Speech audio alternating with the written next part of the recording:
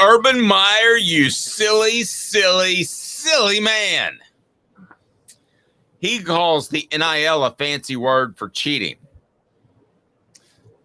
Nope. What you had was a fancy word for being immoral. You had 85 scholarship athletes that weren't getting paid, and they should have based off of their physical prowess, based off what they brought to the university. That, my friend, was cheating. It shows how sociopathic the Urban Meyer can be. Listen, we can debate NIL if it's good for college football, if it could end up being the end of college football. I get that. But the simple laws of our land in the United States of America, you bring something to the table, you're worth something. So no, NIL is not a fancy word for cheating. What they were doing before NIL was a fancy word for cheating. And I know a lot of people use the term slavery, and I think that's an unfair term because of the abuses of slavery. But a lot of people have used that in the past. I'm not going to go that far, but that was cheating, making someone go out and perform a job for free because you have the market cornered for somebody that wants to make it to the NFL and be a professional football player. That is cheating. And it went on for like 80 years. That's cheating. It's absolutely cheating. And I don't know where to go with this, to be defensive of NIL or to just wonder, to debate the nerve of Urban Meyer of all people to take any morality stance in college football. The guy who had a wife beater on his staff and knew about it and didn't tell anybody. The guy who was letting his players at Florida steal laptops, kill people, threaten their girlfriends, and not suspending them. The guy who let one of his players try to blind a football player on the field and then say, I'll suspend him for a half of next game, but, whatever.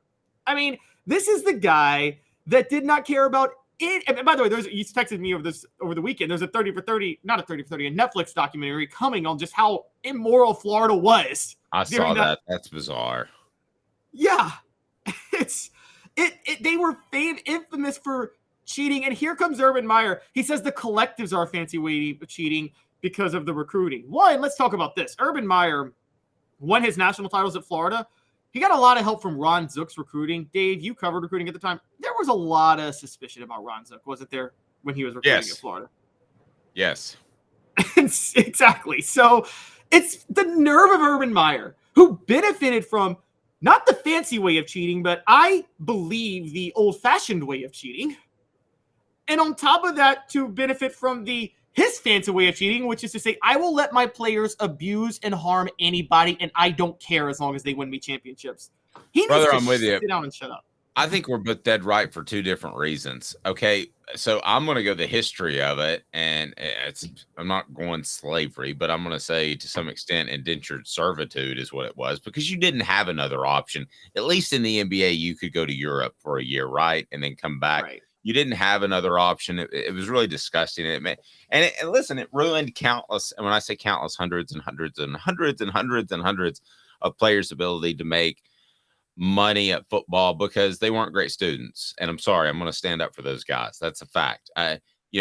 Caleb, he may not be able to add up numbers, but he produces value because he's a great writer and he's great at video editing. He does so many other things. So to say that, oh, you're not great at this, so you can't succeed at this job. He actually happens to be really good at numbers too. But if I said that would just be stupid, that would be stupid on a whole different level. And it was legislated. And the fact that Caleb went in another direction and is even more correct than I am, that you cannot go out and call out people that are unethical when you ran one of the most unethical programs in the history of modern day college football in terms of programs that matter. There may be somebody doing it at West Virginia North State via the I-24 corridor school university. But as far as programs that matter, who's been any dirtier taking out moral things like Penn State and that sort of thing and Michigan State, okay? But who's been any dirtier other than those totally immoral schools on the college football scale? Who's been worse? Who's been worse? Yeah, Nobody. It's not even close. Urban Meyer towers above everybody. And he's been a fraud like this for a while. I don't know if you know this, but this was about when Jameis Winston was at Florida State. Urban Meyer had the nerve, I kid you not, to go on Bill O'Reilly when O'Reilly was still on Fox News and say, it'd be really hard for me to let a player like Jameis Winston on my team. Really? Really, Urban? It'd be really hard for you to let a player like Jameis Winston on your team? I mean, he'd be stacking cash for him to be on his team.